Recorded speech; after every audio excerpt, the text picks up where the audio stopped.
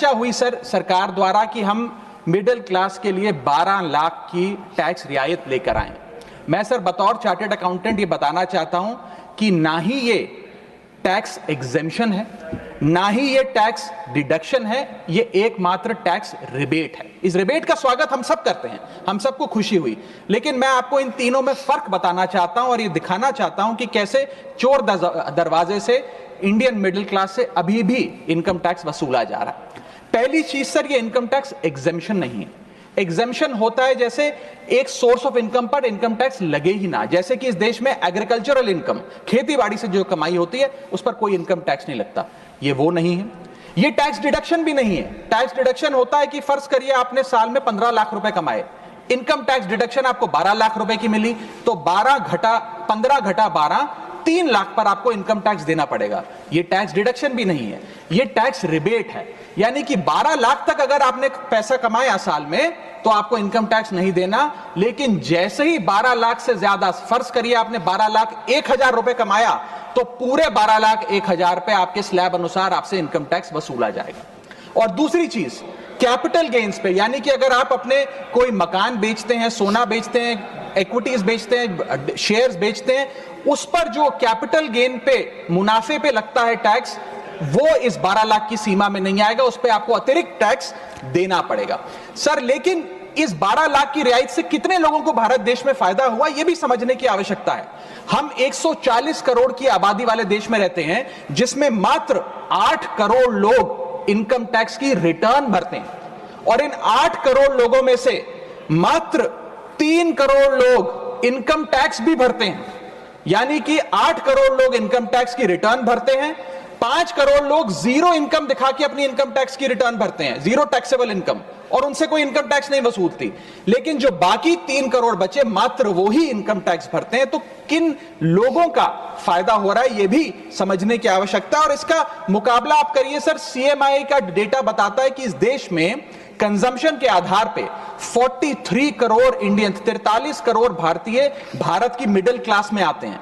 43 करोड़ में से मात्र 2 से 3 करोड़ लोगों को ही इसका फायदा होने जा रहा है। उसका हम स्वागत करते हैं, लेकिन बाकियों के लिए क्या? वित्त मंत्री जी ने यह फैसला जब सुनाया तो कहा कि इससे भारत की कंजम्पशन बढ़ेगी, खपत बढ़ेगी, और इकोनॉमी का चक्का, इकोनॉमी का पहिया चलने लग जाएगा। मैं आपको बताना चाहता हूं और इस सदन में भविष्यवाणी करता हूं सर, कि इस टैक्स रियायत से इस देश की कंजम्पशन नहीं बढ़ने वाली।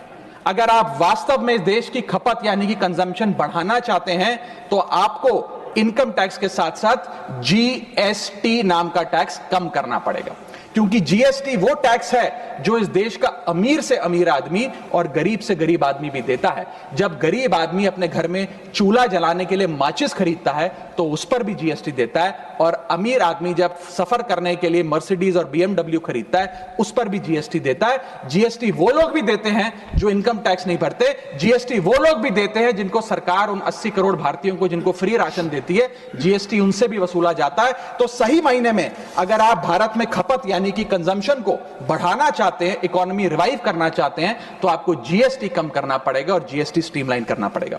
सर मिडिल क्लास इस देश का सबसे देशभक्त क्लास है, जो सबसे ज्यादा टैक्स देता है। और सर जब नौकरी से लौटता हुआ साधारण पैंट शर्ट पहने मिडिल क्लास का आदमी मेट्रो की लाइन में खड़ा होता है, तो उसे यह चिंता नहीं होती कि घर जाकर कौन सी पिक्चर देखूंगा या कौन सा पकवान खाऊंगा। उसे यह चिंता होती है कि मैं अगले हफ्ते अपने बच्चों की फीस कैसे भरूंगा, बाबूजी का ऑपरेशन कैसे कराऊंगा, या बड़े साल नौकरी कर ली, अब एक स्कूटी खरीद लेता हूं। लेकिन जब बाजार जाता है तो पता लगता है वो स्कूटी जो 4 लाख की, जो 40,000 की मिलती थी, वो अब 1 लाख रुपए की मिलने लगी, या वो ऑल्टो गाड़ी जो 3-3.5 लाख की मिलती थी अब 10 लाख रुपए की मिलने लगी। ये सच्चाई है सर, और इसलिए है क्योंकि सर सैलरी बढ़ती नहीं, बचत होती नहीं, सिर्फ और सिर्फ महंगाई बढ़ती है। और सर मैं ये भी आपको बताना चाहूंगा, रिपोर्ट्स बताती है, इकोनॉमिक सर्वे ऑफ इंडिया बताता है कि सैलरी औसतन मात्र 3% बढ़ी है पिछले वित्तीय वर्ष में, जबकि food inflation 10%, health care inflation 15%, और कंज्यूमर प्राइस इन्फ्लेशन और न जाने कितनी इन्फ्लेशन तो इनसे कहीं ज्यादा ऊपर आंकड़ों पर आज मंडरा रही है। लेकिन उसके मुकाबले सैलरी मात्र 3% बढ़ी है। सर देश का मिडिल क्लास एक बहुत बड़े डेट ट्रैप में भी फंसने जा रहा है।